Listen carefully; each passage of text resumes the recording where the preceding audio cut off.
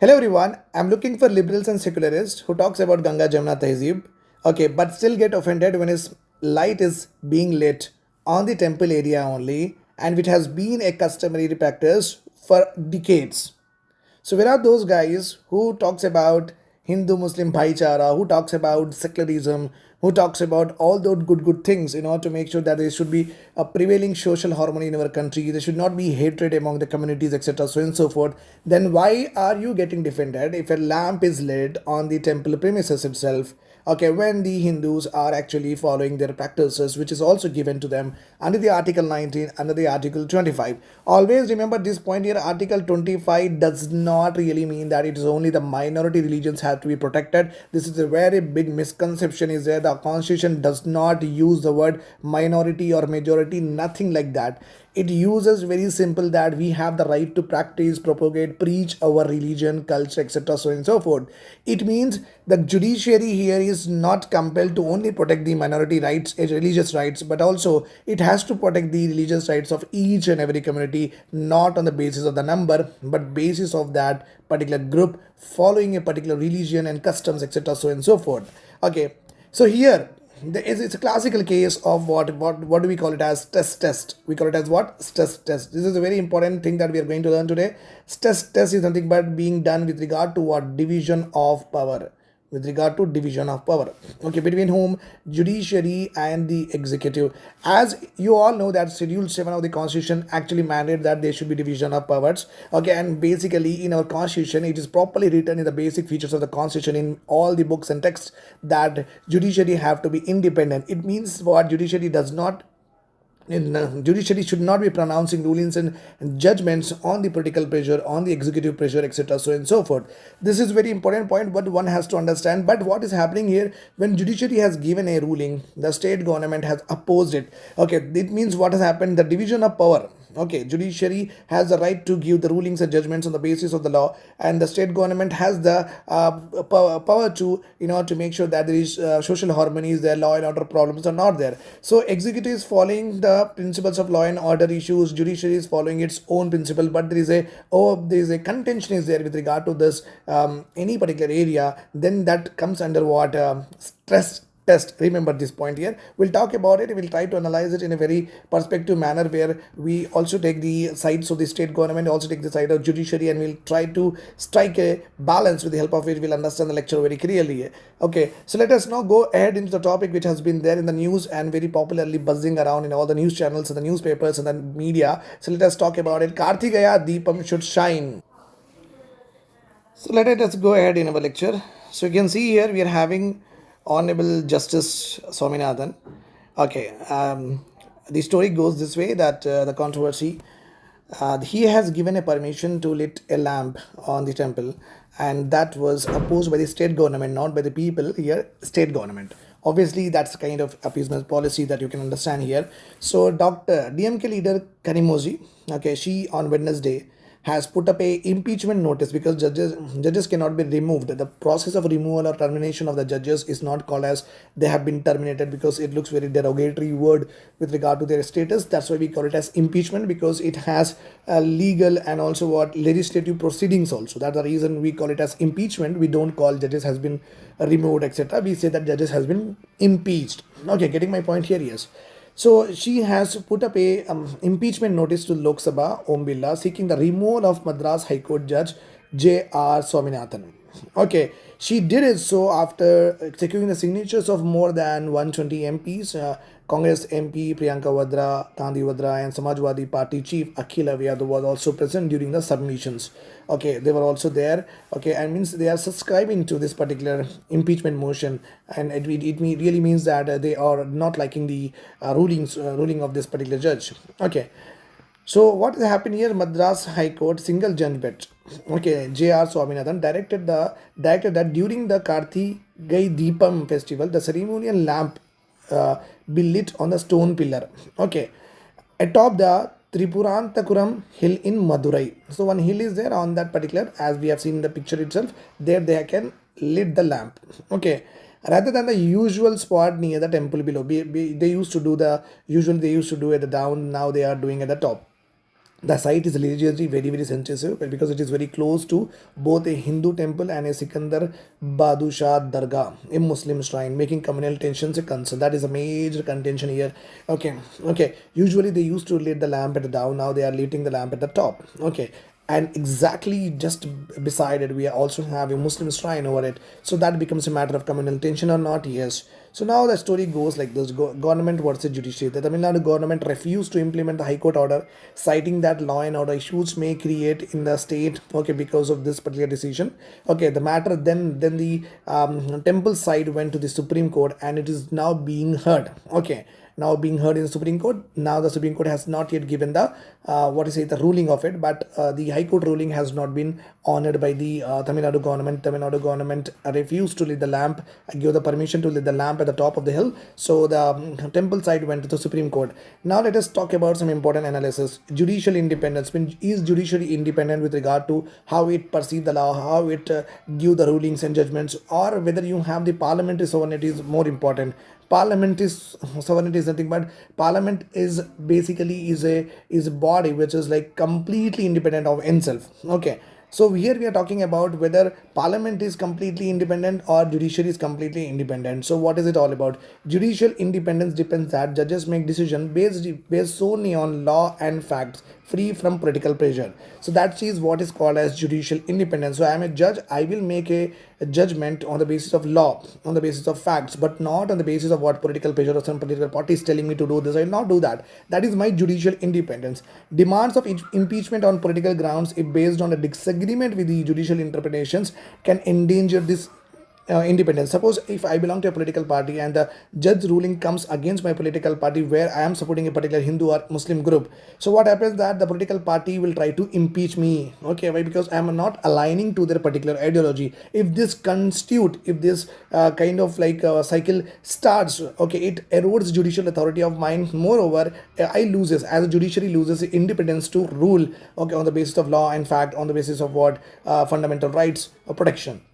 The impeachment process, which is given under Article 124, Clause 4, 271 1B, is meant to prove misbehavior and incapacity. As a judge, I can be removed only on the true grounds. Misbehavior, whether I might have misbehaved with other judges or I might have sexually assaulted a woman, etc. So and so forth. Misbehavior and not going against and talking, blabbering about with regard to what judiciary, etc. So and so forth. So misbehavior or incapacity. Incapacity, nothing but I cannot.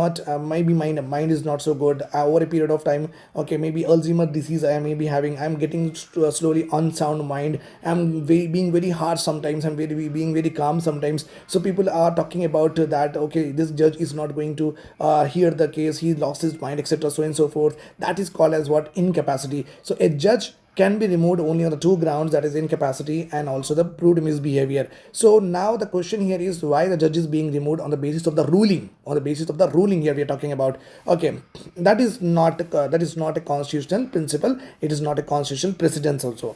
Impact: if the MP seeks to remove a judge who gives unpopular means according to the popular will of the political party, if they don't give the rulings, it sets a dangerous precedence where judicial decisions are second guessed politically, undermining the separation of powers. If this goes on continuing, what will happen that any kind of judicial ruling, judicial any kind of judgments, okay, will be overruled by the governments. That is not the constitution has actually envisaged for or advocated for it. Okay, now executive compliance with the court order. The Tamil Nadu government refusal to comply raised the issue of executive contempt of court. Okay, remember this point. Courts have the power to enforce compliance, and if the state authorities flout or does not follow the order, the judiciary may also initiate contempt proceedings. Contempt is nothing but okay, it can give that the government is it can complain it to the president. It can complain it to what says that governor and ask the government to give a report with regard to whether the things are happening in the country, happening in the state according to the secular principle principles or not. Okay, so on the basis of government advice also president rule can be imposed, and article 365 against article 365 or 265, one article in any of this, I am not sure about it, also says that if the here it is all about central government orders, if the state government don't comply, that also leads towards state emergency. But we do not have any principle where it says that if the state government does not comply with the judgments of the courts, can we impose a president rule or not? That is not yet, we do not have the principle. In this case, the High Court noted a pattern of defiance and summoned top officials to explain non-compliance. So top officials on the government were called and they were asked to actually put up the reason why you are not complying with the orders. So the High Court has given the summoning to the many of the officials. Rule of law and social harmony. The government defended its position by prioritizing public order and communal harmony. Government says it very clear that you cannot be asking a new practice to start, which is harming the state law and order and social harmony. However, refusal to enforce lawful orders undermine rule of law unless there is a clear legal justification. Valid prohibitory orders under criminal procedure statutes. So directly the political ideology or political thinking or the political conscience may understand that okay, this ruling is not good, so we will not comply with it. Just by blanket banning things on the basis of your ideology or party ideology, party appeasement policy could not be the ground for refusal, right? Could not be the ground for non-compliance. Okay, so there should be a valid reason should be there with regard to prohibitory orders, why you are prohibiting this particular order to be implemented. So the state government need to give a proper orders, not just blanket ban without any proof or with their own conscience. Constitutional morality and secularism, the High Court order was framed as a protecting devotees' right, which is right to religions we are having. That's what they are doing. That's how they are talking about. Okay.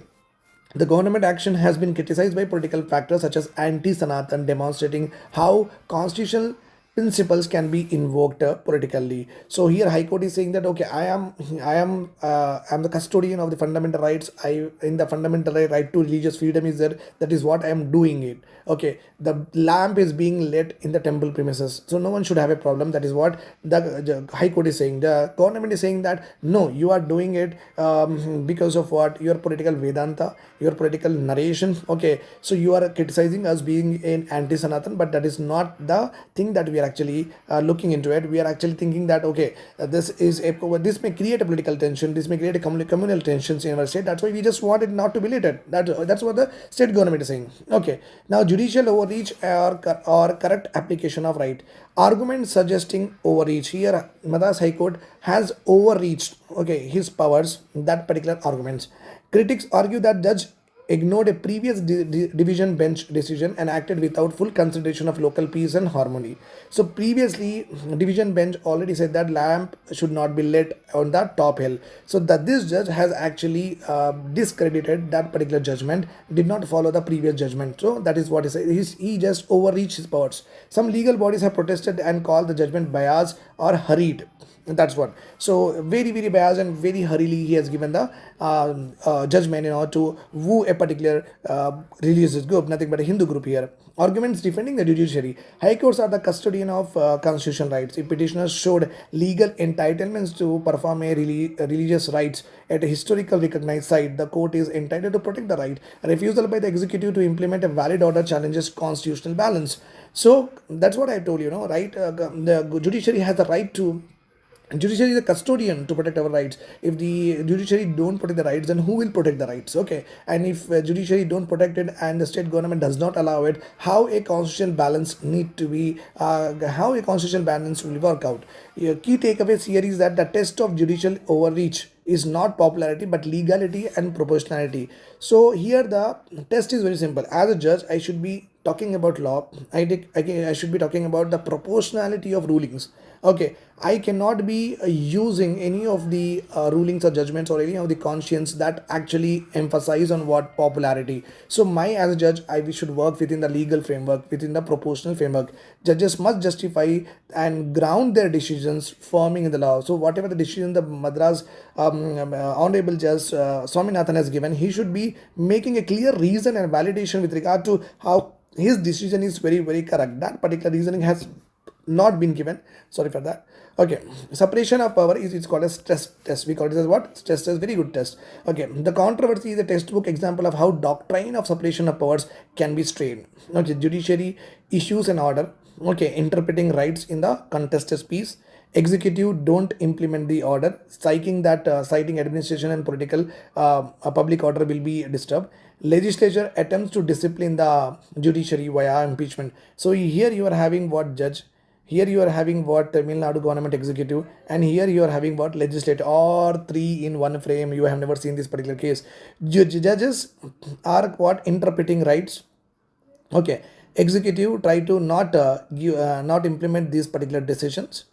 Okay, legislative want to impeach the judges who attempts to does not align with their particular ideology. So all the three things are there in one frame. So let us see how it goes. I hope this is all clear to you. You can also talk, you can also write in the comment section that what are the legal implications of this particular judgment and how we can able to solve the issue of this particular test. Okay, do you really believe that the Tamil Nadu government did right, or do you side with the judge, or do you side with the legislative power, to impeach a judge, which actually does not give the popular judgments whatever the political parties wanted? I hope this is all clear to you. Do join my PSI classes, test series, and mentorship. You will be better off. You will get definitely 350 around marks with all my efforts. You are going to have a very good subject clearance, very good concept clarity, etc. So and so forth. So do join me, do subscribe to the channel, hit the bell icon, and also share to all of your friends. Be a part of my journey of this YouTube and make me and successful in this. And thank you so much for hearing me out. Take care.